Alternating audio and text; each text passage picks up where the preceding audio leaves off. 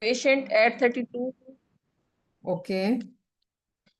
Madam, it was a role play station. Patient was at 32 weeks presented with the diagnosis of MRKH. No, At, she wants to. at 32 weeks. हाँ जी, with the 30. diagnosis of MRKH. Okay. And no, she Patient. wants to. She And no, was. she wants her child. And she wants about the options. हम्म नहीं बेटा, आपने मुझे बताया कि एमआरके syndrome के साथ वो डायग्नोज हुई 32 वीक्स ऑफ व्हाट?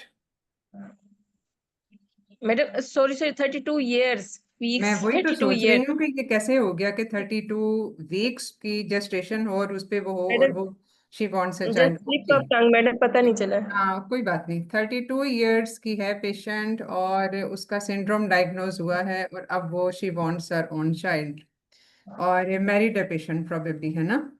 हाँ जी मैडम. ठीक है, क्योंकि इसमें और भी बहुत सारे सिनेरियोज होते हैं ना कि कोई सिंगल है या कुछ इस तरह से, ये बहुत सारी चीजें होती हैं। तो रोल प्लेयर का है रोल, ठीक है, इसको स्टार्ट करें। जी मैडम. हम्म। मैडम मेरे साथ उसमें क्वेश्चंस थे. मैं पहले आपको बता दूं जो वो रोल हाँ जी, प्लेयर पूछ क्वेश्चन रही मुझे थी. बता दीजिए। मैडम वो अच्छी खासी पढ़ी लिखी थी. वो पूछ रही थी कि मुझे इंडिकेशंस ऑफ सरोगेसी बताएं क्या हम्म। होंगी. और हम्म। इसके अलावा सरोगेट मदर्स में क्या क्या चीजें होनी चाहिए. ओके। और इसके अलावा आप टेस्ट क्या कराते हैं सरोगेसी के लिए.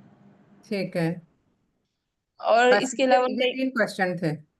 हाँ जी मैडम. फिर उन्होंने पूछा था कि पाकिस्तान में सरोगेसी पॉसिबल है. हम्म।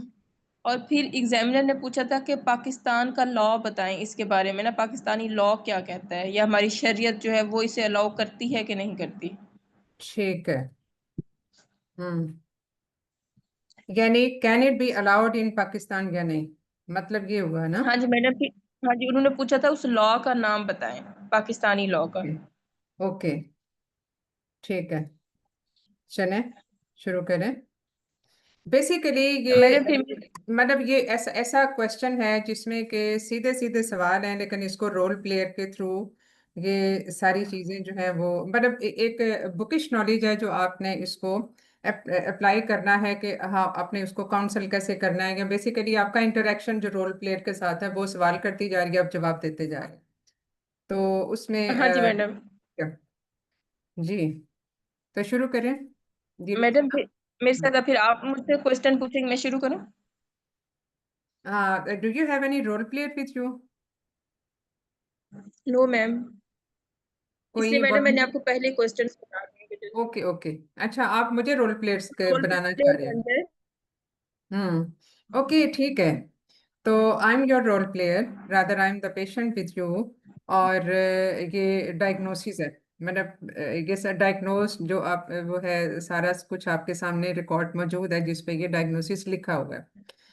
तो सबसे पहले तो मेरा ये सवाल होगा कि डॉक्टर मतलब I am also a doctor, तो कि what can be the possible options in my case?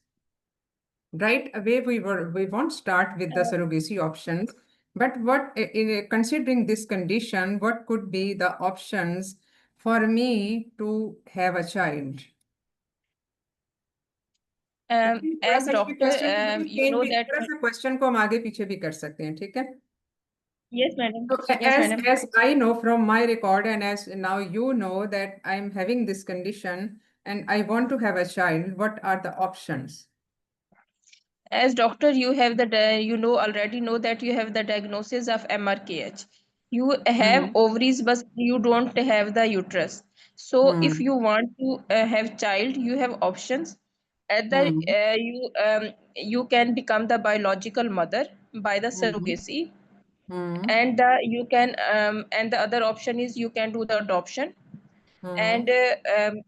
And in this in Pakistan surrogacy is not allowed, but no no, in foreign you are countries coming to the surrogacy is last allowed. Question. आप ना बेटा सारे last पे question पे आप पहले आ रहे हो, तो उसमें ठीक है, इसको भी जनरली स्पीकिंग आप करें, ठीक है? अभी हम सिर्फ पाकिस्तान के रेफरेंस में बात नहीं कर रहे, ये एक जनरल डिस्कशन है, ठीक है? Yes, इसमें जब जब मैंने आपसे ये पूछा है ना कि ये सारी चीजें हैं, और आपने ये बताया कि ये ऑप्शंस हैं। अब हम तो साथ साथ ही करेक्ट करते जा रहे हैं, क्योंकि बाद में फिर थोड़ी सी चीज़ें माइंड से स्किप हो जाती हैं कि ये इसमें ये करेक्शन की ज़रूरत थी।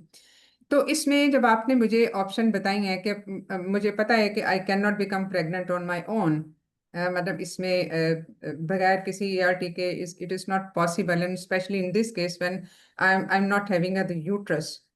तो उसमें जो है वो आपने मुझे ऑप्शंस बता दी कि ये तीन ऑप्शंस हैं। अब इन तीन ऑप्शंस में right away you will not choose the option for me, rather you will tell me the pros and cons of each option.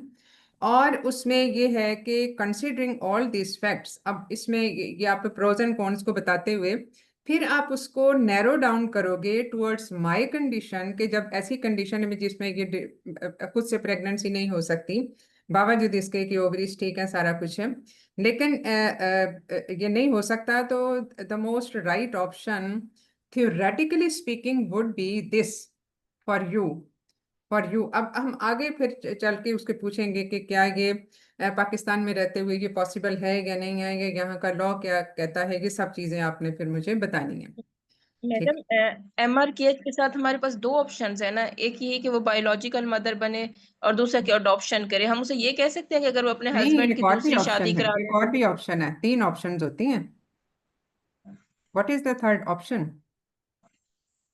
ठीक है, एक एडॉप्शन हो गई। Adoption is always there for any, किसी भी इनफर्टाइल कपल के लिए वो हो सकती है, but yes madam. Specifically when the uterus is absent, then what, ये अडॉप्शन के अलावा और क्या दो ऑप्शंस हैं? सरोगेसी मैडम, वही कि वो बायोलॉजिकल मदर सरोगेसी बन तो जाए। है ना, सरोगेसी तो है ही है।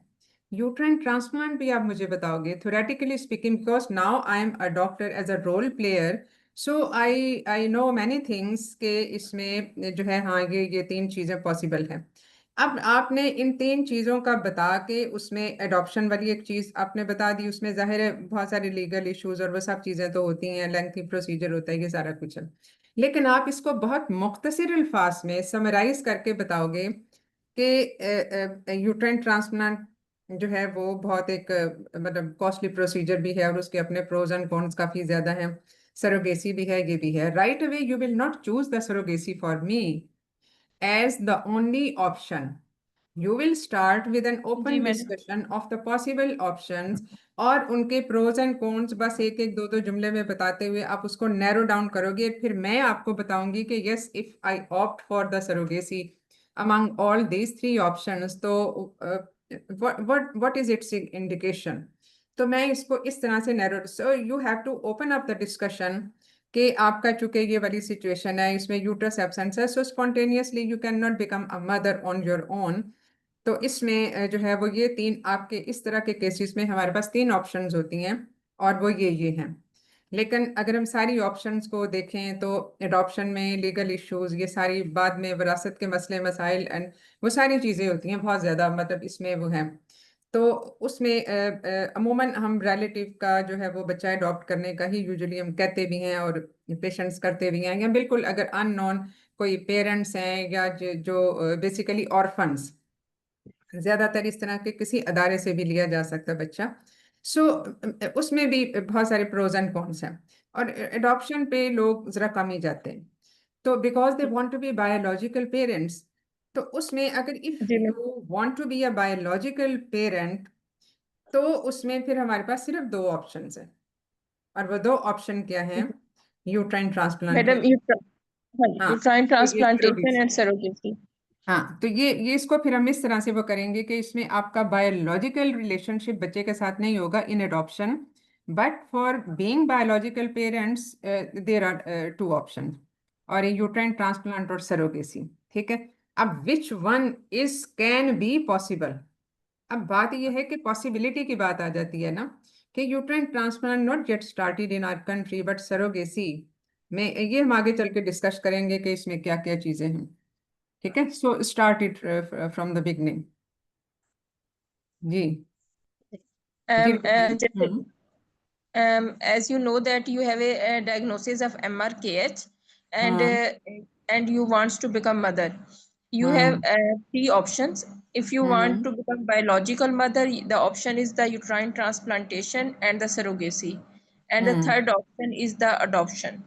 हम्म As you know that uterine transplantation have many is a complicated procedures and has a risk and not done in the Pakistan, and the other option is the surrogacy, which is also very expensive and um, expensive, and it's also an and the third option is the adoption.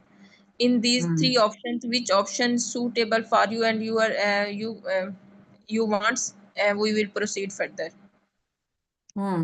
And और ये भी add करना है कि in adoption you can not be the biological parents of the child adopted child and in uterine transplantation and surrogacy you can be a biological parent with an additional benefit जो है वो ये है apart from all its limitations and the availability. Because if the Yes, patient can opt for the uterine transplantation, there is an option for जो medical tourism की हम बात करते हैं वो किसी और मुल्क में जाके भी तो करा सकती है.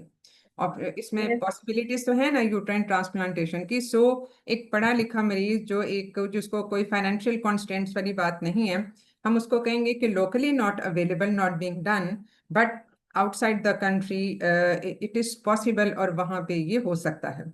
तो पेशेंट उसमें कर भी सकता है, लेकिन उसके बहुत सारे जो हैं वो इम्यूनोसप्रेशन पे पेशेंट को डलना पड़ता है, रिजेक्शन हो जाती है 1/4 ऑफ पेशेंट्स में. ये सारी कॉम्प्लिकेशन है और उसमें फिर डोनर कौन हो, ये सारी चीज़ें हैं जो इसमें एक लिमिटिंग फैक्टर बन जाती हैं.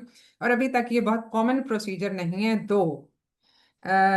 दो दिस हैज़ बीन डन और उसमें लाइव प्रेगनेंसी के भी रिकॉर्ड्स हैं, but not to that extent के जिसको हम कहेंगे कि एक रोल मॉडल एग्जाम्पल बन जाए to be practised everywhere in every country. तो इसमें अब if I choose to avail the facility of surrogacy, तो इसमें what do you suggest, what are the indications, in what condition specifically you suggest the surrogacy, in what are the indications of it? and doctor, as you know that indications for surrogacy are as you are with the diagnosis of MRKH and have no uterus. If woman Hmm. is infertile and other hysterectomy is done, as you have no uterus, and the patient has the life-threatening condition in the case of pregnancy, and Hmm. then the recurrent miscarriages, surrogacy can be done. As to your case is that you have no uterus, you are the candidate for the surrogacy. Mm-hmm. Or in some medical conditions which where you cannot carry on with the pregnancy due to your medical conditions, the medical chronic medical illness है for which you cannot bear to carry on with the pregnancy. तो उसमें जो है वो मतलब किया जा सकता है, कि भी एक इंडिकेशन बन जाती है. But specifically so when it is certified that you cannot become mother on your own because of the problems in your uterus, either removal of the uterus or absent or non-canalized or hysterectomy has been done, और उसमें क्योंकि इसमें अब आप general indication बताओगे. अब इसमें जो specific indication in the role player is MRKS. तो बट अदरवाइज जनरली स्पीकिंग जो बाकी इंडिकेशन है उसको आपने पॉइंट आउट करना है. So, before Yes, ma'am. going for, if I decide for the surrogacy, then what do you think are the legal implications of it and the legal requirements of it? Now I'm changing the questions a little bit. Then I will come to this so that the whole topic is covered. What are the legal Uh, implications of it? Yes, doctor. Hmm. In the case of surrogacy, legal documentation is a must, in which Hmm. in both parties, in the surrogate mothers and the intended parents or your commissioning parents, agreement will be done that that how pregnancy by which procedure pregnancy Hmm. will be done, and then the care of the pregnancy, and then the at the time of the birth, who will first held the baby and who will care the baby, and all the legal documentations will be done, and then the one file will be handed over to you and other in the hospital record and in the. Hmm. ठीक है. ये तो देखो ये legal documents, legal documentation है. Legal requirement का मतलब है कि आपने उससे पहले क्या कानूनी कार्रवाई पूरी करनी है।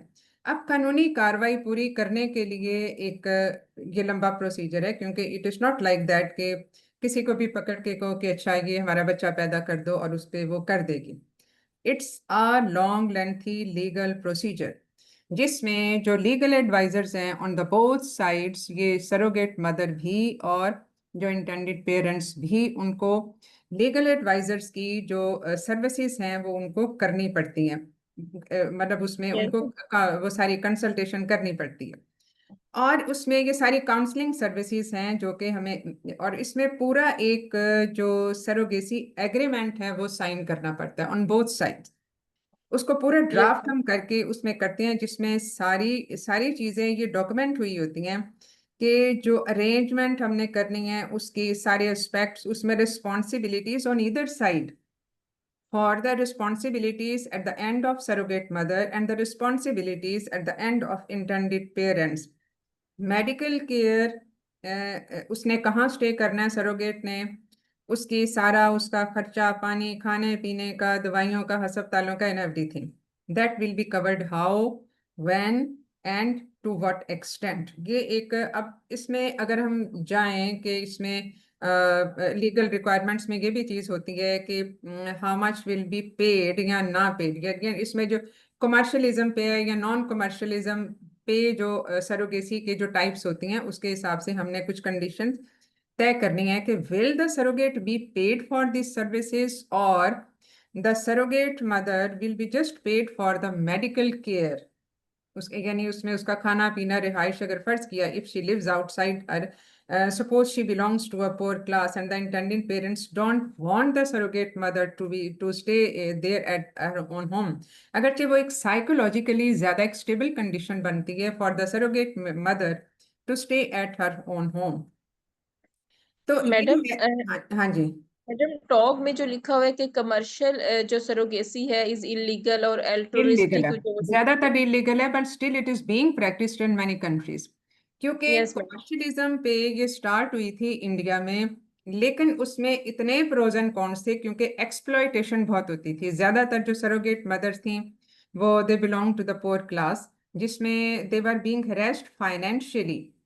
तो उसमें ये पहले तो ये कमर्शलिज्म पे शुरू हुई थी, फिर उसके बाद कई सालों के बाद फिर उन्होंने लॉ बनाया और उसके बाद उसमें अमेंडमेंट्स होती रहीं।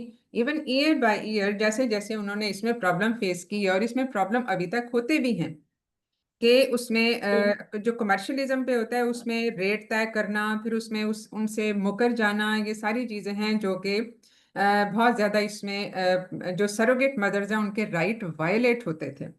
तो surrogacy basically is considered unlawful according to the jurisdiction, लेकिन फिर भी ये कुछ कंट्रीज में इसको ऑन कमर्शियल बेसिस होता है। क्योंकि देखो जो विदाउट जो जो फाइनेंशियल बेनिफिट्स हैं वो कोई क्यों करेगा। जी खाने मैडम। पीने का खर्चा या उसकी रिहाइश का आप कर दो, या उसके सारे जो डिलीवरी है, डिलीवरी के बाद की कुछ केयर है उस तक आप कर दो, लेकिन what will be the overall benefit to that mother. तो जी मैडम। इसमें बहुत सारे लोग ट्रैप हो जाते रहे हैं और होते भी अभी तक होते आ रहे हैं कि उसमें फाइनेंशियल ग्राउंड्स पे लोगों को बहुत एक्सप्लॉइट किया जाता है। That is why it was considered unlawful illegal कि इसमें इसको जो है वो निकाल दिया जाए उसके रूल्स एंड रेगुलेशंस में से। लेकिन जो अगर हम ग्राउंड रियलिटीज की बात करें तो still this is being practised. और इसमें जो है वो इस हद तक भी होता है, अगर हम अपनी ही कंट्री की बात करें, थोड़ा सा हम आखिरी सवाल को अब पहले ला रहे हैं कि अगर हम अपनी कंट्री की भी बात करें तो सरोगेसी इज कंसिडर्ड अनलॉफुल इन पाकिस्तान, लेकिन अंडर हैंड अभी भी यहाँ पे होती है। और अगर आप कभी अगर पता नहीं आप लोगों को लिटरेचर पढ़ने की आदत है या नहीं है, या आप उस तरह से चीज़ों को सर्वे करते हैं या नहीं करते, लेकिन इन मैनी एरियाज बाद दफ़ा बहुत कॉन्ट्रैक्ट मैरिजेस होती हैं, यानी just for the short term period, जिसमें किसी से भी शादी करके, ये बेसिकली कॉन्ट्रैक्ट मैरिज है कि इसमें शादी करके और उसके बाद फिर बच्चा पैदा होगा तो उसको डिवोर्स दे देंगे या बच्चा पहली बीवी के पास चला जाएगा। ये तो एक कॉमन प्रैक्टिस है ना, to make it religiously acceptable. जी लेकिन मैडम। ये एक रिलीजियसली एक्सेप्टेबल ये भी नहीं है क्योंकि जिस मुआहिदे में ये चीज शामिल हो जाए कि this is just for a short time period and there is a pre set objective for this marriage, तो उसमें उसकी जो लीगल उसकी जो वैल्यू या मॉरल वैल्यू या एथिकल वैल्यू बहुत क्वेश्चनेबल हो जाती है, because that is basically just like मुता, और उसमें जो कि एक शॉर्ट टाइम मैरिज है with a certain set objectives, तो उसमें वो चीज़ जो है वो फिर उस तरह से एक्सेप्टेबल नहीं रहती। Anyway out of that context इसमें, मैडम हाँ जी, मैडम जैसे ईरान में ये की जाती है सरोगेसी, उसमें भी कहा जाता है कि शॉर्ट टर्म मूवी करा उस पे हम आएंगे अभी, जाए। उस पे हम जी आएंगे व्हेन वी विल कंसिडर के हम इसमें हमारे रिलीजियस एस्पेक्ट्स इस पे क्या कहते हैं। लेकिन इसमें ये जो चीज़ है ना, जो हम कमर्शियलिज्म की बात कर रहे थे कि कमर्शियलिज्म, ये भी कमर्शियलिज्म की ही एक एग्जांपल है, और ये भी मैं समझूंगी कि थोड़ा सा रिफाइंड फॉर्म ऑफ सरोगेसी है जिसकी मैं अभी बात कर रही हूँ, कॉन्ट्रैक्ट मैरिजेस जो हैं।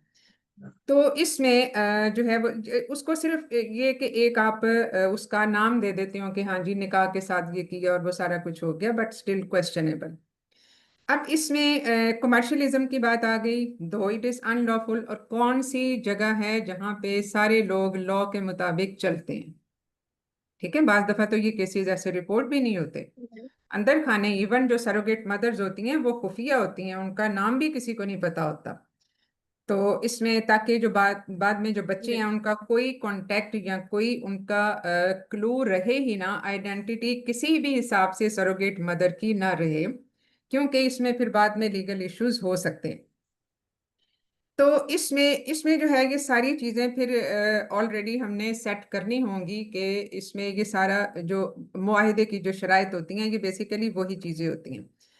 अब इसमें ये भी होता है एग्रीमेंट में, एक तो ये सारा खर्चा वगैरह ये सब चीज़ें तो होगी, फाइनेंशियल अरेंजमेंट है, और इसमें ये भी तय होना चाहिए कि बर्थ के बाद एक तो ये कि वो सारी मेडिकल केयर वो सारा कुछ जो है वो तो जिम्मे है ही है ना इंटेंडेड पेरेंट्स के जिम्मे, अगर हम लीगल सरोगेसी की बात करें तो लीगल इन मैनी कंट्रीज।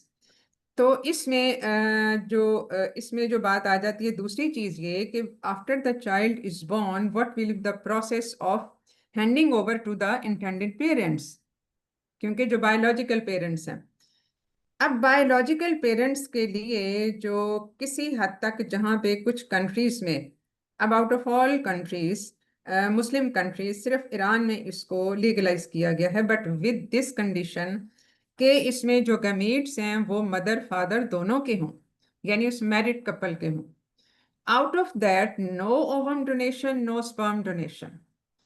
ये जिन कंट्रीज में मतलब ये ईरान की भी मैं बात कर रही हूँ कि ईरान में भी ये लीगलाइज नहीं है कि कोई ओवम डोनेशन हो या स्पर्म डोनेशन हो। वो तो टोटली आपको आप सबको पता है कि वो तो फिर बायोलॉजिकल या जो एक हम कह सकते हैं कि जो एक उसकी प्राइवेसी ऑफ फैमिली लाइन या हस्बो नसब का जो ध्यान रखना होता है, ये सारी चीजें जिनको प्रिजर्व करना बड़ा जरूरी होता है, ये सारी चीजें ब्रेक हो जाती हैं। तो उसमें जी मैडम। उसमें भी सिर्फ इस हद तक। अब इसमें जो है उसमें सारा अब जो handing over to the biological parents की हम बात कर रहे थे कि उनको हमने हैंड ओवर कैसे करना है, कोर्ट के जरिए बाकायदा उसके लीगल डॉक्यूमेंट्स बनते हैं for the handing over to the intended parents, so that they become legal parents as well, क्योंकि यस मैडम, पेरेंटल ऑर्डर, जी parental order parental order is issued from the court from 6 weeks हाँ, to 6 months up. तो ये सारी चीजें आपके initial मुआहिदे में शामिल होती हैं। ठीक है, तो Yes इनिशियल जो sir. एग्रीमेंट होगा उसमें ये सारी चीजें पहले से होंगी ताकि कोई भी फरीक उससे मुकर ना जाए। अब मुआहिदे में और क्या चीजें शामिल होती हैं, मुआहिदे में ये भी चीजें शामिल होती हैं कि, और ये सारी चीजें उस कंट्री जिस कंट्री में ये हो रहा होता है उस कंट्री के लॉ के मुताबिक चल रही होती हैं। हम अब फर्ज किया एक सरोगेट मदर है, उसको प्रेगनेंसी में कोई कॉम्प्लिकेशन हो जाती है बिकॉज नाउ द जो फीटल जो जीनोटाइप है जो एम्ब्रियो है that is foreign body to her, that is a foreign material for her. तो उसमें कोई भी अगर कॉम्प्लिकेशन आती होती है, आप पेशेंट की, जाहिर है हम जो सरोगेट मदर होता है उसकी सारी फिजिकल मेंटल हेल्थ को तुम पहले असेस करके ही उसको चूज करते हैं ना, उसकी एज के हिसाब से, और उसका अपनी फैमिली भी पहले से या तो कंप्लीट हो या कम से कम एक बच्चा तो हो जो 3 साल का हो। लेकिन फिर भी with this foreign material inside which she for which she is hosting her uterus, that can the many complication can arise. Suppose severe preeclampsia हो जाता है and she expires in that, तो उसको भी कवर करना होता है। या फर्ज किया बच्चा जो है वो बच्चे बच्चे के जो इंटेंडेड पेरेंट्स हैं वो उस टाइम पीरियड में उन्होंने उस वक्त तो सरोगेसी का की ऑप्शन ले ली, लेकिन उस पूरे 9 महीने के टाइम पीरियड में जिसमें सरोगेट मदर उनके बच्चे को ग्रो अप कर रही है, उस टाइम पीरियड में उनकी फॉर सम रीजन सेपरेशन हो जाती है, उनका माइंड चेंज हो जाता है, या उनमें से वो दोनों पेरेंट्स किसी एक्सीडेंट में मर जाते हैं, या उनमें से कोई एक एक्सीडेंट या वैसे ही उसकी कोई डेथ हो जाती है, या कोई डिसेबिलिटी हो जाती है for which they are not no more able to carry on with the basically for the care of that child, तो फिर उस चाइल्ड का क्या फ्यूचर होगा? तो उसके लिए फाइनेंशियल जो इंश्योरेंस होती है वो सारी की सारी उसमें कवर करनी होती है उस एग्रीमेंट में। क्यों? इन सारी पॉसिबिलिटी को ध्यान में रखते हुए, क्योंकि वो जो बच्चा जो सरोगेट मदर कर रही है ग्रो, उसके अपने बहुत राइट्स हैं जो यूएनओ का है, उसमें पूरा इसका बना हुआ है, एक एग्रीमेंट बना हुआ है। तो उसके मुताबिक एक चाइल्ड के अपने राइट्स हैं, चाहे वो सरोगेट मदर ने किया हो, मतलब हर बच्चे के होते हैं, लेकिन सरोगेट मदर से जो बच्चे होते हैं उनके इक्वल राइट्स होते हैं, to all comparable to the rights of the children born to their actual biological parents through the spontaneous conception। तो ये है कि इसमें ये सारी चीजें हमने, ये सारी पॉसिबिलिटीज को, क्योंकि बहुत सारी चीजें हैं जो अनप्रिडिक्टेबल होती हैं in the course of pregnancy, both on the side of the surrogate mother and on the side of the intended parents, कि दोनों में दोनों का माइंड चेंज हो सकता है। सरोगेट मदर हो सकती है कह के मैंने बच्चा नहीं देना, या फिर जो अगर बच्चे में कोई डिफॉर्मिटी हो जाती है जो अल्ट्रासाउंड पे पिक ना हुई और वो बच्चा डिफॉर्म पैदा होता है, तो इंटेंडेड पेरेंट्स कहते हैं हमने तो ये बच्चा नहीं लेना। तो ये सारी की सारी बाइंडिंग जो लीगल बाइंडिंग है on the both hands has to be secured and ensured on the legal document to secure the rights of that Yes, madam. Child. ठीक है? तो ये सारी चीजें आप उस लीगल डॉक्यूमेंट का हिस्सा बनाओगे और आप ये बताओगे उस पेशेंट को जो कि आपके पास एज रोल प्लेयर बैठा हुआ है। ठीक है? तो अब Yes, इसमें madam. इसमें dual consent of the surrogate mother, अब ड्यूअल कंसेंट होना बहुत जरूरी है, इसलिए इसमें जो है वो ड्यूअल कंसेंट का मतलब ये है कि कंसेंट सरोगेट मदर की अपनी फ्री विल और कंसेंट हो। दूसरा ये कि अगर वो मैरिड है और उसका हस्बैंड अलाइव है, तो उसके हस्बैंड की ड्यूअल कंसेंट बहुत जरूरी है। आप उसकी कंसेंट के बगैर एक सरोगेट मदर को एक्सेप्ट नहीं करोगे। ठीक है? तो Yes, ये तो madam. हो गया। हाँ जी, अब उसमें ये है कि how I will select a surrogate mother. जी रुखसाना, Madam, surrogate ये क्वेश्चन हमने mother एक एक्स्ट्रा must किया था कि age. What are the legal requirements, ये हमारा एक एक्स्ट्रा क्वेश्चन था क्योंकि इसको कवर करना जरूरी था। इसमें जो ज्यादातर जो मसले होते हैं ना, ये लीगल इश्यूज की वजह से होते हैं। तो how I can select the surrogate mother and what is it's selection criteria? Surrogate mother must be less than 38 years old. She has no and it should genetical not and she should disorders. Not be too young as well, यानी ये नहीं कि 16-18 साल की लड़की को surrogate mother बना दिया जाए, दो she might be capable of reproduction, लेकिन आप उसकी एज लिमिट जो है ना वो रखोगे 25 से 35 या 38 साल। ठीक है?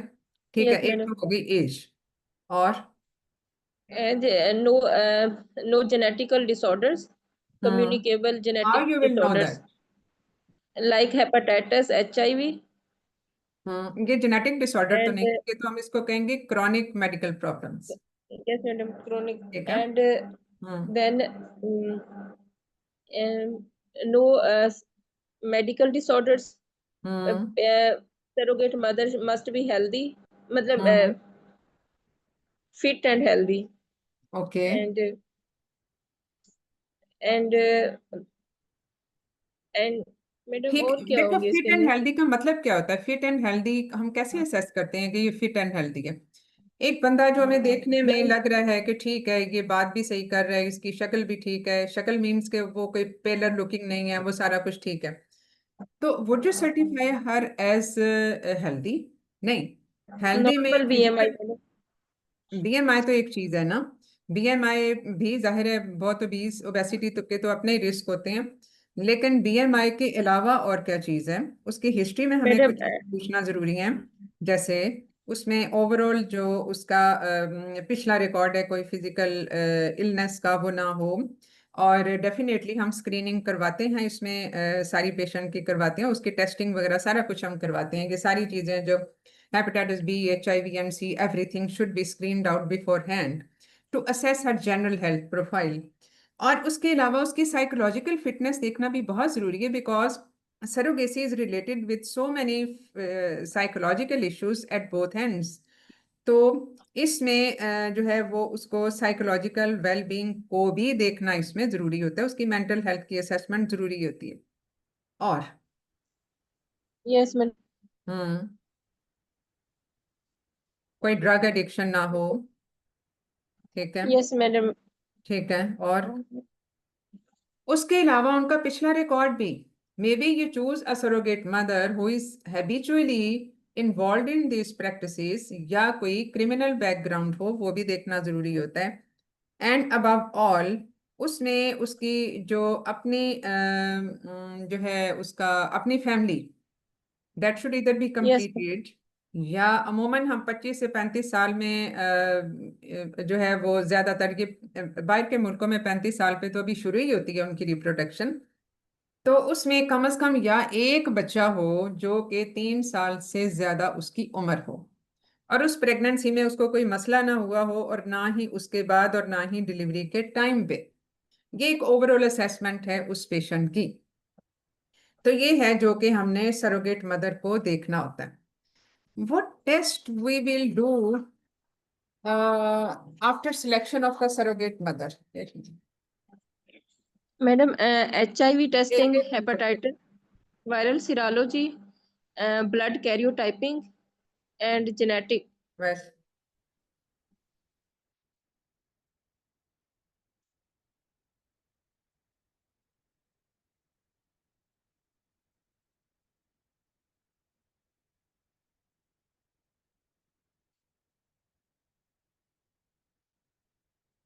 जी। ठीक है। मैडम हाँ। ठीक है। HIV, viral serology, and then the blood karyotyping and hmm genetic testing. Okay. तो जेनेटिक टेस्टिंग आप कौन सी कराओगे? Is genetic testing essential for a surrogate mother, and what type of genetic testing? Because if she is a healthy woman without any previous medical and psychological illnesses, and she has given birth to a healthy child previously, what type of genetic testing you will go for in the surrogate mother? Not required. Madam हाँ।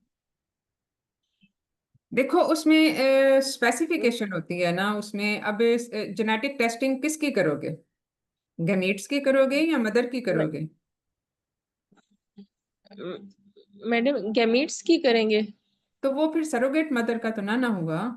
Gamete में हम at least sperm की कर सकते हैं कि उसमें कोई ऐसी कैरी ऑन ना हो, कोई ऐसा जेनेटिक डिसऑर्डर।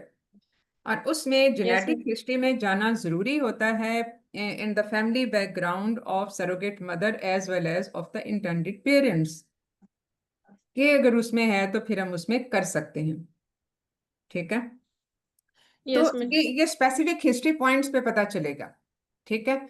तो इसमें जो है वो ये हिस्ट्री स्पेसिफिक होगा, but it preferably it should be done in the intended parents, खास तौर पे स्पर्म टेस्टिंग, जेनेटिक टेस्टिंग आप उसकी करोगे, ताकि उसमें कोई भी ऐसा जेनेटिक डिसऑर्डर जो है वो कैरी ऑन ना हो in the case of in the fetus. ठीक है, इसलिए आप उसमें इसमें करोगे। ठीक है, तो इसमें ओवरऑल आपने ये एक इनिशियल उसका तो प्रोफाइल अगर करवा दिया फॉर जेनेटिक। मैडम अगर ये है गेस्टेशनल सरोगेसी, मतलब वो जो दोनों इंटेंडेड पेरेंट्स है उन्हीं का ओवम है, उन्हीं का ही अंडा है, वो हम्म। स्पर्म है, तो उसके हम्म। अंदर भी मैडम हम कराएंगे ना, क्योंकि वो जो मदर ले रही है हम सरोगेट, मैं उसे वही कह जैसे रही हूँ अगर ना कि HIV। गमीट, ये तो मैंने पूछा कि मदर के सरोगेट मदर पे कराओगे या गमीट्स पे कराओगे, तो इसमें गमीट के ऊपर ही बनता है, not in the surrogate mother, unless कि उसकी कोई हिस्ट्री, फैमिली हिस्ट्री कोई पॉजिटिव हो। यानी अगर फर्ज किया यस। उसके 4 बच्चे हैं, 4 बच्चों में से एक मेल फॉर्म्ड बच्चा है, तो फिर उसकी कराओगे।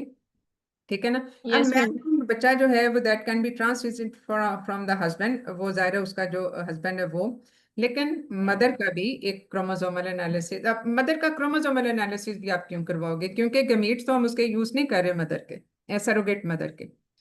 हम तो गमीट सिर्फ उसके बायोलॉजिक, इसका काम तो सिर्फ उसको होस्ट करना है। तो उसमें अगर जेनेटिक प्रॉब्लम है भी, फर्ज किया जो सरोगेट मदर है उसकी फैमिली में या उसका कोई बच्चा है भी इस तरह का, और क्योंकि वो अपना कोई भी टिश्यू कंट्रीब्यूट नहीं कर रही उस सरोगेट चाइल्ड की तरफ, अगर ओवम यस और मैडम। स्पर्म दोनों इंटेंडेड पेरेंट्स के अपने हैं, तो उसमें उनको एनालाइज करना जरूरी है, उसकी उस वो तो सिर्फ अपनी यूट्रस को होस्ट कर रही है, वो अपना कोई यस टिश्यू मैडम। कंट्रीब्यूट तो नहीं कर रही। ठीक है, तो यस मैडम। इसलिए उसमें जरूरी, उसमें सरोगेट मदर पे ये जेनेटिक टेस्टिंग जरूरी नहीं है, ये गमीट्स के ऊपर जरूरी होती है, not in the for the ये जो है सरोगेट मदर। अब इसमें जो एक चीज जो हमने सरोगेट मदर की तो बात कर ली, लेकिन इसके साथ अब टेस्टों से पहले जो आपने जो मैंने पूछा था कि how I will choose the surrogate mother over सारा, और ये testing, do the intended couple also need some testing, and what is the criteria for the intended parents to be there before they choose a surrogate mother? Madam, intended parents should be more than 18 years and married, Hmm. and um, and uh, they have a testing for the HIV, hepatitis, cystic fibrosis, Hmm. um, and then the and testing for the transmissible diseases, Hmm. communicable diseases, Hmm. and blood karyotyping, Hmm. and ये तो हैं जो हम test intended parents के कर रहे हैं, लेकिन उनके एंड पे प्री रिक्विजिट्स क्या होने चाहिए, जैसे सरोगेट मदर को हमने कहा उसकी एज इतनी हो, उसमें कोई मेडिकल डिसऑर्डर ना हो, साइकोलॉजिकल डिसऑर्डर ना हो, कोई क्रिमिनल बैकग्राउंड ना हो, ये सारी चीजें। तो इंटेंडेड पेरेंट्स के एंड पे भी तो कुछ लिमिटेशंस होती हैं for the for them to be selected as intended parents. तो उसमें जो उनका जो क्राइटेरिया जो होता है, उसमें उन्होंने अपना सर्टिफिकेट शो करना होता है कि हाँ ये नहीं बन सकते पेरेंट्स, यानी अगर MRKS है तो उसमें ये नहीं, ये कैरी कर ही नहीं सकते प्रेगनेंसी, ये स्पॉन्टेनियसली कंसीव नहीं कर सकते। अदरवाइज एक ऐसा कपल जो कि जिसके 2-3 बच्चे हैं, now somehow they want more children, और उसमें कुछ मसला हो गया, तो वो इनवैलिडेट हो जाते हैं for being selected as intended parents, क्योंकि उसमें उस तरह की वो लिमिटेशन नहीं है या वो प्री रिक्विजिट्स को फुलफिल नहीं कर रहे, तो ये उनको शो करना पड़ता है। दूसरी चीज ये कि इंडिपेंडेंट पेरेंट्स को अपना हेल्थ इंश्योरेंस सर्टिफिकेट भी शो करना पड़ता है कि वो इस काबिल हैं कि जो बच्चे को पैदा करने के बाद, पैदा करवाने के बाद रादर, उसको केयर कर सकें या ना केयर कर सकें। ये एक दफा ऑस्ट्रेलिया में भी ये चीज, ऑस्ट्रेलिया या शायद कनाडा में ये हुआ था कि बहुत ओल्ड एज के जो लोग हैं, अबाउट 50 या 60, they can not B intended parents for the surrogacy, क्योंकि उनकी तो अपनी उम्र इतनी होती है कि उनको अपने आप की केयर करने की जरूरत है, तो वो एक सरोगेट चाइल्ड की कैसे करेंगे। तो वहां पे फिर चूंकि बच्चों के राइट्स अफेक्ट होते हैं, तो इस वजह से फिर एक एज से ज्यादा, यानी एज भी जो है वो 35-40 के करीब करीब ही होती है, उससे ज्यादा फिर उसमें ये मुश्किल हो जाता है बाय लॉ। बाकी जो आउट ऑफ लॉ है वो तो हर जगह पे चल रहा होता है। जेनेटिक टेस्टिंग की हमने बात कर ली। फिर physical capability along with this health insurance, यानी हेल्थ इंश्योरेंस उनको शो करनी पड़ती है, अपना हेल्थ सर्टिफिकेट शो करना पड़ता है, और फिजिकल कैपेबिलिटी भी कि क्या वो बच्चे को केयर कर सकते हैं या नहीं कर सकते, और इकोनॉमिक स्टेबिलिटी भी। यानी उन्होंने इसका तो बंदोबस्त कर लिया सरोगेट चाइल्ड का, लेकिन उसके बाद उनके पास फाइनेंशियल उनका स्टेटस ऐसा नहीं है कि वो उसको कैरी ऑन कर सकें for a long time period. तो इसमें इकोनॉमिक स्टेबिलिटी भी उनकी इंश्योर करनी पड़ती है, and they have to show a certificate for it. तो ये वो हैं जो फिजिकल फिटनेस की टेस्टिंग के साथ साथ इसको हम ये इस तरह से कर रहे होते हैं। ये सारी चीज़ें हम फुलफिल करते हैं। ऐसे ही है जैसे अडॉप्ट चाइल्ड अडॉप्शन में, other than the family, family वाले तो एक दूसरे को ऐसे ही पकड़ा देते हैं, लेकिन अगर फर्ज किया कहीं और से चाइल्ड अडॉप्ट करना हो तो इसमें 100 तरह की टेस्टिंग होती है, इसमें चेकिंग होती है कि क्या उनके घर का माहौल कैसा है जहाँ पे बच्चा पले बढ़ेगा। ये इवन जो ऑर्फन हाउसेस से जो लोग लेते हैं उसमें ये सारी चीज़ें वो इंश्योर करते हैं। और क्या उनकी हेल्थ इस काबिल है, घर में और बच्चे तो नहीं हैं, या फैमिली मेंबर्स कैसे हैं जो उसको हरेस ना करें, उसको डिस्क्रिमिनेट ना करें। और इसके अलावा ये कि उनका फाइनेंशियल स्टेटस कहता है, are they able to look after the child और नॉट। तो ये सारी चीज़ें हैं जो कि उसमें हमें शो करनी पड़ती हैं। अब इसमें जो ये था जो सारी जो सिलेक्शन क्राइटेरिया। अब हम आते हैं उस सवाल की तरफ कि if I want to take the option of surrogacy, is it possible in Pakistan? No, it's not possible in Pakistan, but in other foreign countries it's done. And hmm in our Muslim country, Iran, this is also possible. हम्म अब why it is not possible in Pakistan, and can it be allowed in Pakistan ever? Because our federal Shariat court said that our Islamic law without marriage, it's not possible. It's hmm illegal and not allowed in the Islam. हम्म अब इसमें ये है कि इसका मतलब है कि it can never be allowed in Pakistan, Yes, ऐसे ही है madam. ना? यस।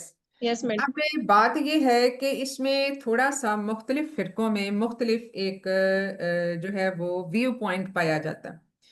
और ये व्यू पॉइंट इस तरह से पाया जाता है कि कुछ लोग इसमें समझते हैं कि क्योंकि हम जो इसको इक्वलाइज करते हैं, यानी अगर even if the gametes are taken from the intended parents, mother father यानी हस्बैंड वाइफ दोनों के अपने गैमीट्स हैं, और उनको एम्ब्रियो उनसे बनाया और उसके बाद उसको ट्रांसप्लांट किया यूट्रस के अंदर, हॉस्ट यूट्रस के अंदर। तो आपके ख्याल में इसमें क्या इश्यूज हैं?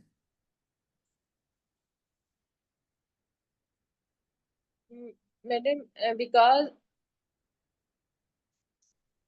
What do you think uh, at your and? because according देखो। to Islamic point of view, you should हाँ be a mother, because the madam. नहीं, देखो बात सुनो। अब एडल्ट्री क्या होती है? एडल्ट्री, अब जैसे हम डोनर, ये जो है स्पर्म डोनेशन या ओवम डोनेशन को टोटली हम ये this is out of Islam, ठीक है?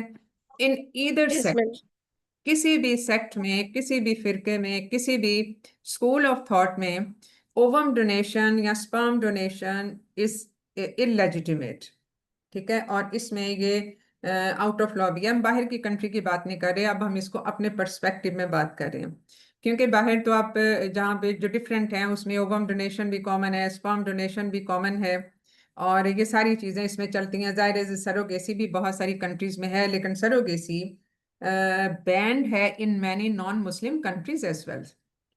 तो इसमें अगर Yes, हम madam. इसको इस पॉइंट ऑफ व्यू से देखें तो अब जो एक नेचुरल जो साइकिल है रिप्रोडक्शन का according to our Islamic teachings, उसमें husband and wife in the marital relationship, उसमें gametes they unite with each other और एक फैमिली लाइन एस्टेब्लिश होती है। When there is a third party coming inside in this reproduction process, that becomes illegitimate. हम उसको इस तरह से नहीं कर सकते, जस्टिफाई नहीं कर सकते कि ये तो गैमीट है, ये स्पर्म नहीं है, because whenever the sperm will enter into an uterus of a woman who is not in marital relationship with the person whose sperm has been introduced inside the uterus, तो वो illegitimate हो जाएगा। अब sperm चाहे एक free sperm, अब free sperm तो हम ऐसे नहीं कर सकते ना सरोगेसी में, तो अनलेस के हम उसी सरोगेट मदर का ओवम यूज कर रहे हैं, तो उसमें इंट्रायूट्राइन इंसेमिनेशन कर दो इंटेंडेड फादर की, तो उसमें Yes. ये जो है ये वो तो सीधा सीधा उसमें समझो एडल्ट्री के बराबर हो जाता है, जिसको हम जिना कहते हैं उसके बराबर हो जाता है। लेकिन even if the embryo is formed, क्योंकि जो लोग जस्टिफाई करते हैं इसको वो कहते हैं कि एम्ब्रियो में कौन सा स्पर्म जा रहा है, ऐसा नहीं है। इसको हम थोड़ा सा समझो कि हम मैनिपुलेट कर रहे हैं अदर वे राउंड। स्पर्म नहीं तो स्पर्म का मटेरियल तो अंदर चला गया, the DNA material of a non husband relationship जो है वो तो यूट्रस के अंदर चला गया, so that is simply adultery, that is simply illegitimacy. तो इसलिए उसमें इट कैन जी never be madam. Allowed according to our Islamic law, जो कि एक हमारा सुन्नी लॉ के मुताबिक कंट्री चल रहा होता है, तो उसमें ये surrogacy can never be allowed. और जो लॉ इसमें बना था वो ज़ाहिर फेडरल शरीयत कोर्ट ने जो बनाया था वो एज इट इज ये चल रहा है, और इसमें कोशिशें बहुत होती हैं इसको क्वेश्चन करने की।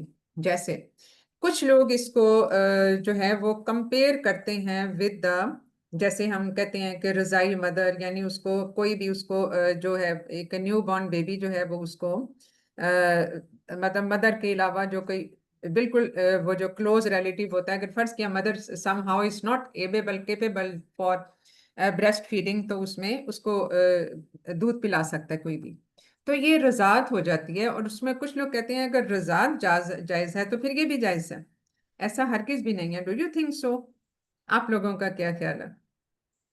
How do you people think over it?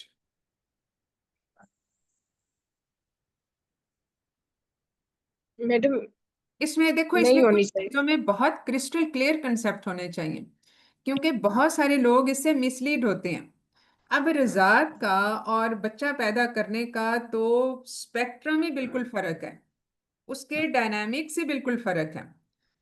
आप जेनेटिक्स में अगर चले जाएं, फैमिली लाइन पे चले जाएं, तो that is highly dependent upon the marital relationship, और उसमें जो मतलब उसमें जो रिलेशनशिप की प्राइवेसी है वो उस पर डिपेंड करता है। तो जब उसको ब्रेक कर दिया जाता है बाय सरोगेसी, तो वो फैमिली लाइन की जो प्योरिटी है वो इफेक्ट होती है। तो इसलिए जो उसमें जो हस्ब नसब को बरकरार रखने वाली जो बात है, या फैमिली लाइन की जो उसके तकद्दुस को बरकरार रखने वाली बात है, वो इससे डिसरप्ट होती है। रज़ाई मदर बनना ये एक कॉमन, ये तो जाहिर for the survival of some few preterm babies, या अगर बच्चे को चाहिए ही मदर मिल्क तो उसमें होता है।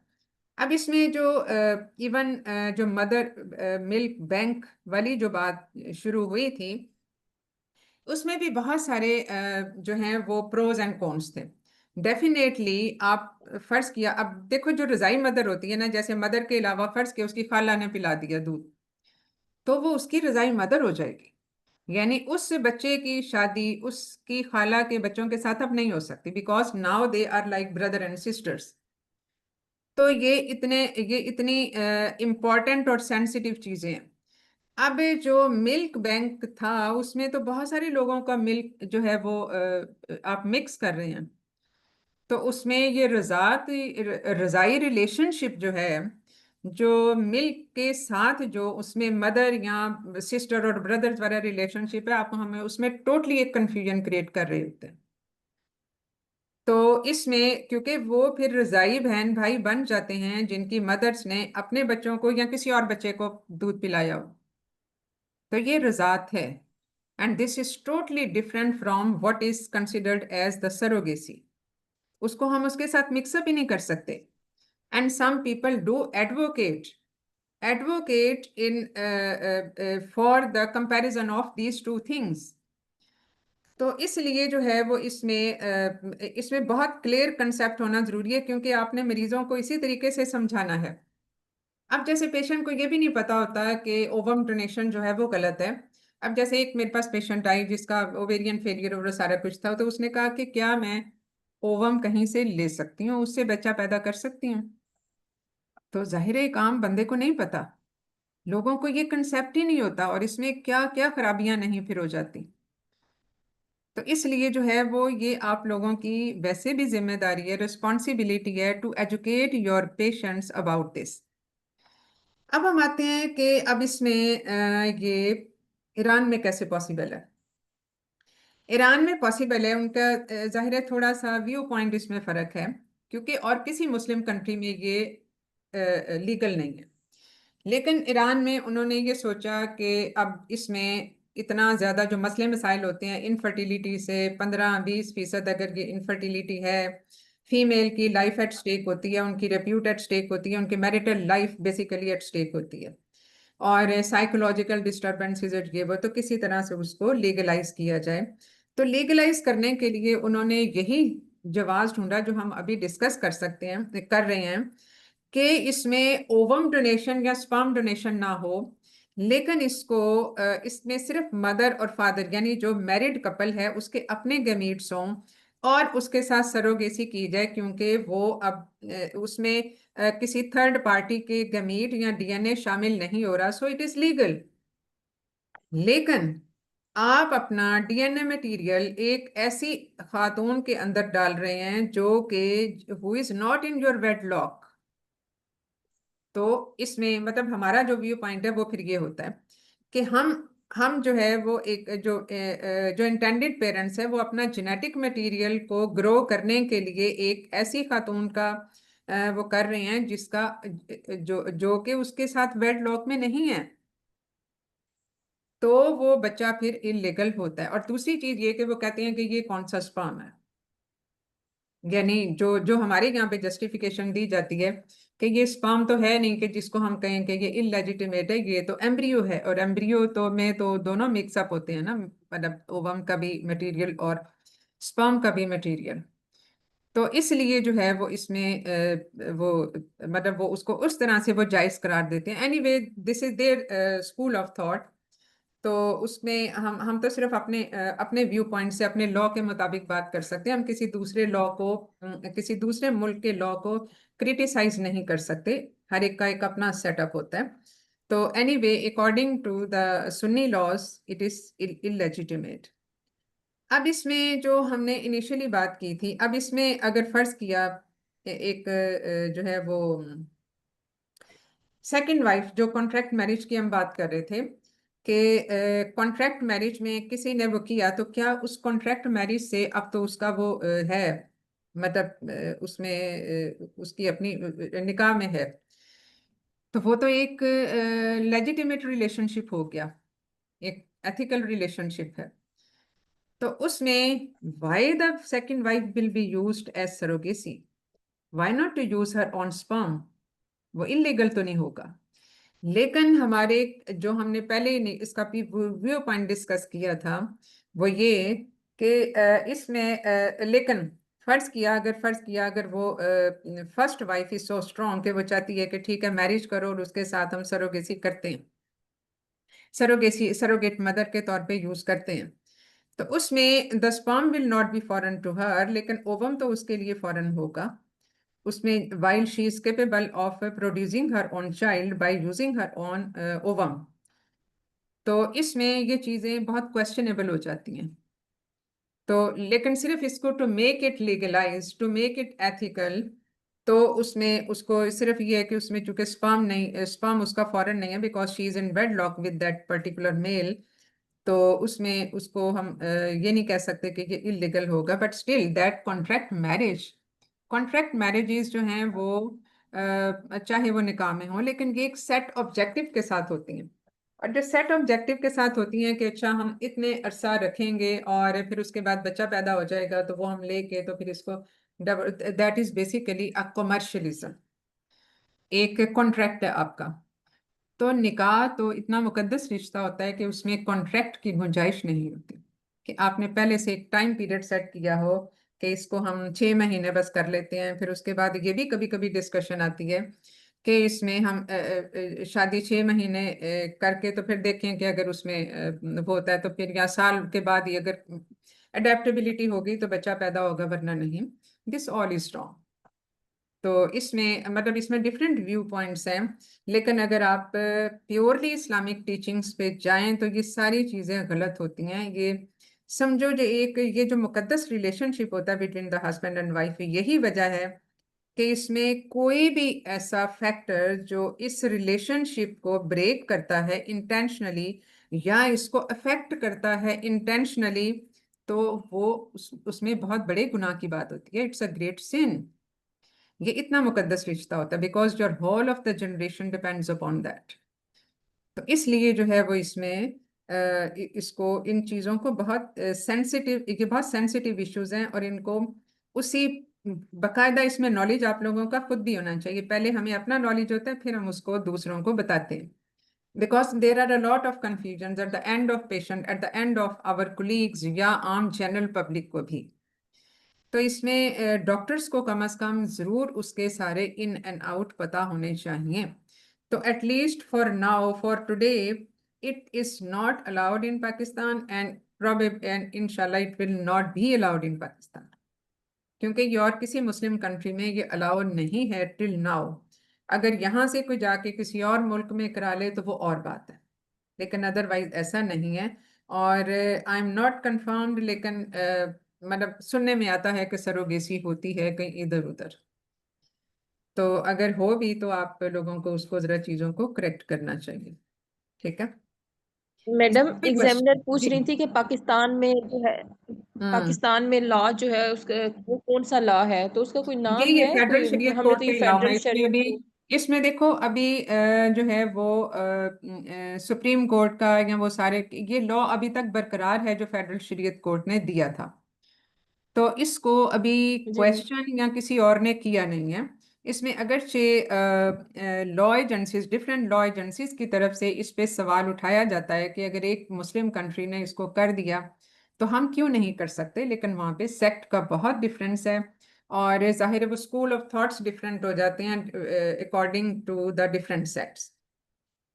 तो इसलिए उसको यस मैडम। अभी तक हमने इस ये अभी तक फेडरल शरीयत कोर्ट जो है ना, ये अभी तक इसका लॉ परसिस्ट कर रहा है, चल रहा है अभी। अगर इस पे डिस्कशन ऑफ एंड ऑन होती रहती है इसी तरह से क्वेश्चन करते हुए, जैसे मैंने बताया कि इसमें ये भी डिस्कशन हुई कि रज़ात जब जायज़ है तो फिर ये क्यों जायज़ नहीं है। तो ये भी रज़ात मीन्स कि जो हम मदर के अलावा जो कोई और फीड करा रहा होता है, ब्रेस्ट फीड करा रहा होता है। तो इसलिए so far it's not legalized and so far probably it will not be allowed unless के कोई ऐसी लिबरल गवर्नमेंट आ जाए और वो सारा कुछ कर दे। लेकिन there will be a lot of resistance from the religious parties या वो सारा, उसमें जाहिर है हमारे यहाँ पे ये चीज़ लकीली स्ट्रांग है कि उसमें जो आउट ऑफ जो अन इस्लामिक लॉज हैं उनको रेजिस्ट किया जाता है। ठीक है। तो इसमें कोई और क्वेश्चन अगर नहीं है तो फिर हम इसको जी। एनी क्वेश्चन और should we stop the class now? अच्छा, एक और क्वेश्चन जो मैंने आपसे पूछना है, इस दफा पार्ट 2 का पेपर का रिजल्ट क्या खराब आया है? सुना है काफी खराब आया है। पार्ट 2 का मैडम जो हमारी पेपर है, रिटर्न पार्ट 2 मैडम, का जो पेपर। हाँ। मैडम हमारे साथ वाले तो काफी लोग पास हुए हैं, मुझे एग्जैक्ट नहीं पता, लेकिन लोग पास अच्छा। भी हुए हैं। हाँ नहीं, पास तो हुए हैं, लेकिन इधर उधर से सुनने में मिल रहा था कि शायद बहुत सख्त पेपर, मतलब बड़ा टफ पेपर था और इसमें काफी लोग जो हैं वो हुए हैं। अच्छा। ठीक है। अच्छा, इसमें जो बाज़ दफा आपको क्वेश्चन यूट्राइन ट्रांसप्लांट का भी आ सकता है। तो यस यूट्राइन मैडम। ट्रांसप्लांट के अब जो यूट्राइन ट्रांसप्लांट है ना, अब आप ये कह सकते हैं कि अब ये यूट्रस तो किसी और की है। अब इसमें भी एक रिलीजियस इशू है। अब ये यूट्राइन ट्रांसप्लांट के बारे में उसके प्रोज एंड कॉन्स क्या हैं, प्रेपरेशन कैसी होती है, फिर उसमें प्रेगनेंसी कैसी होती है, ये बहुत इतने कोई मुश्किल बात नहीं है, वो आप लोग खुद पढ़ सकते हो। लेकिन ये है कि अगर फर्ज किया ये MRKS में यूट्राइन ट्रांसप्लांट हो और यूट्राइन ट्रांसप्लांट आपने कर दिया, उसमें जो biological mother who wants to be biological mother, और उसने फिर जाहिर है इसमें फिर हमें ART जो है वो एम्ब्रियो हमें वो करना पड़ता है, ट्रांसफर करना पड़ता है। तो क्या ये हो सकता है कि अब ये भी तो यूट्रस किसी और की है, और इसमें अगर है तो वो जायज कैसे है? इसका क्या जवाब होगा? मैडम वो तो वैसे भी मैडम हम दूसरे दूसरे विजरा की भी तो ट्रांसप्लांटेशन करते हैं, जैसे लिवर यस, ट्रांसप्लांटेशन, किडनी क्योंकि ट्रांसप्लांटेशन। ऐसी सूरत में ये अनलीगल नहीं है, ऐसी सूरत में यस। ये इलेजिटिमेट नहीं है।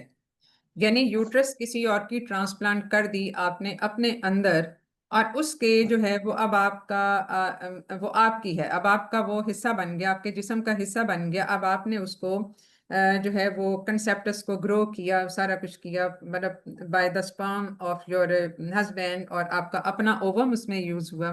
तो that is not illegitimate, that is acceptable. ठीक है, तो वो चीज़ हो यस। सकती है।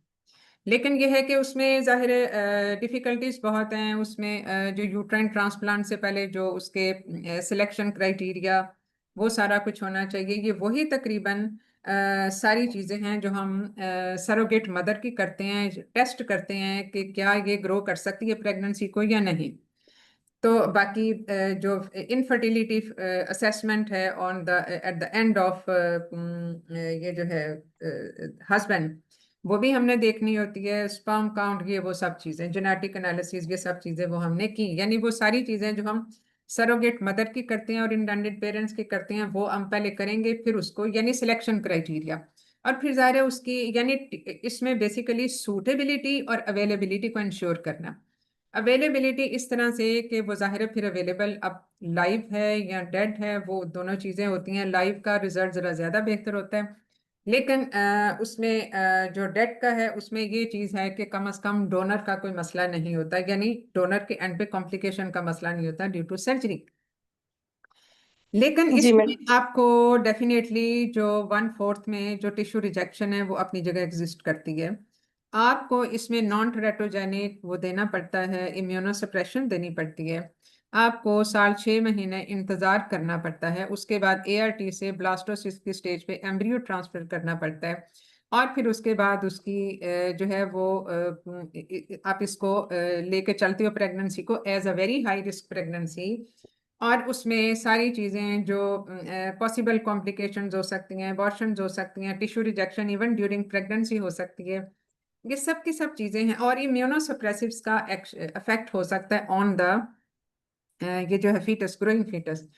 तो ये सारी चीज़ें होने के चांसेस होते हैं। उसके साथ साथ हम हर 2-3 हफ्ते के बाद मरीज को ज़रूर देखते हैं, और बल्कि rather more frequently if any need. और उसके बाद फिर हम 37 वीक्स पे जाके जो है वो उसको डिलीवर करते हैं बाय सिजेरियन सेक्शन। और उसके बाद जो है वो it can be one time और इट कैन बी रिपीटेड। लेकिन रिपीटेड की सूरत में आपको फिर बहुत लंबा अरसा इंतज़ार नहीं करना होता। आप कम से कम उसको जो है वो एम्ब्रियो ट्रांसफर फिर आपने एक टाइम पीरियड के बाद कर लेने होते हैं, क्योंकि सेक्शन हुआ होगा। लेकिन for that whole time period आपको पेशेंट को इम्यूनोसप्रेसिव पर रखना पड़ता है विद इट्स ओन कॉम्प्लिकेशन। जब भी आप इम्यूनोसप्रेसिव देते हो तो इन्फेक्शन का रिस्क तो होता ही होता है, that is the minimum complication.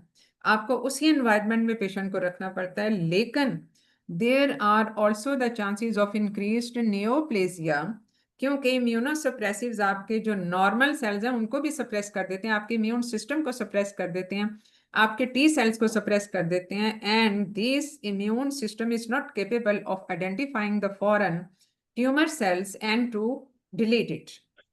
तो इसलिए इसमें नियोप्लेजिया के चांसेस हमेशा से बढ़ जाते हैं।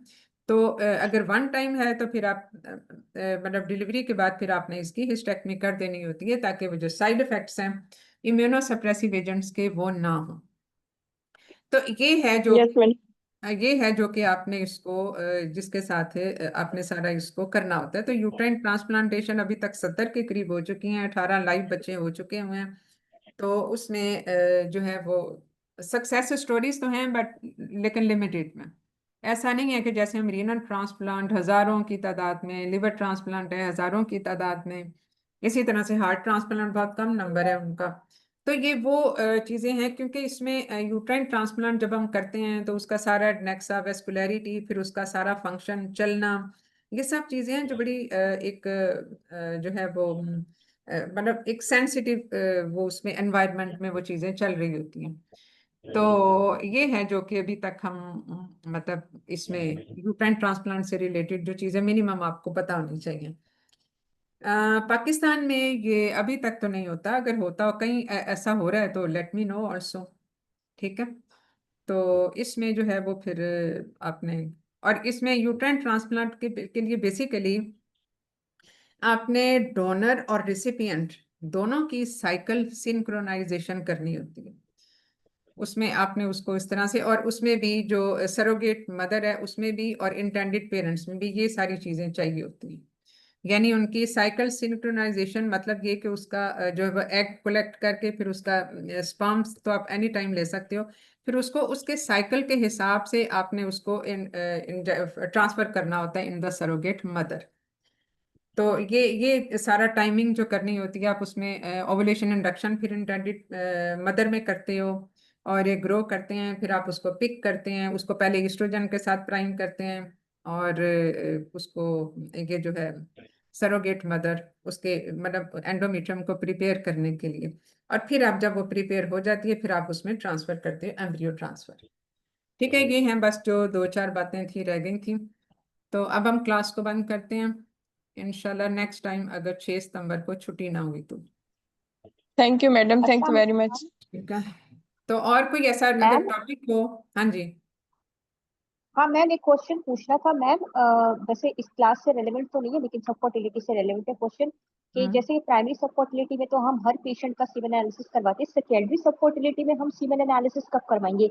लाइक उस मेल के पहले बच्चे हैं तो मतलब उसकी क्या हम्म कब रिपीट कराना चाहिए सीमेन देखो, एनालिसिस? अगर देखो बार दफा ऐसा होता है कि सेकंड मैरिज होती है, पहले हस्बैंड से उसके बच्चे होते हैं, दूसरे हस्बैंड से उसके बच्चे नहीं हुए, तो अब सेकंड वाइफ के रिलेशनशिप में, या फर्ज किया वही पेशेंट है, एक बच्चा हो गया था पहले लेकिन अब 2-3 साल के बाद नहीं हो रहा, तो still you need to take the history from the patient. एक सेकेंडरी प्रॉब्लम भी तो हो सकता है, ये जरूरी तो नहीं कि एक दफा सीमन एनालिसिस ठीक था तो लेकिन ये है कि अगर फर्ज किया 1-2 साल पहले भी था, उस दरमियान में कोई चेंज उसकी हैबिट्स में, कोई ड्रग इनटेक, कोई प्रॉब्लम नहीं है, you need not to do it at the first point as a first choice, या बेस लाइन के तौर पे नहीं। लेकिन अगर इन बिटवीन हस्बैंड को कोई प्रॉब्लम हुआ, कोई ड्रग यूज था, कोई एंटीसाइकोटिक मेडिसिन हैं, या कोई भी ऐसा और प्रॉब्लम, और चेंज ऑफ द प्रोफेशन जिसमें who are where they are more vulnerable for this problem, तो वहां पे जरूर करवा लें। So it depends, it is individualised. तो हम इसमें कोई सेट टाइम नहीं कर सकते कि अगर इतने अरसे बाद हो, तो ये हर एक की हिस्ट्री के मुताबिक होता है, तो इसमें एक फिक्स रूल नहीं बनाया जा सकता। ठीक है। Okay madam, thank you. चलें जी, और अगर कोई टॉपिक है आपके जहन में तो ठीक है, वरना फिर मैं खुद ही चूज कर लूँ। ठीक है, चलो जी, ओके, अल्लाह हाफिज। अल्लाह हाफिज़। मैडम,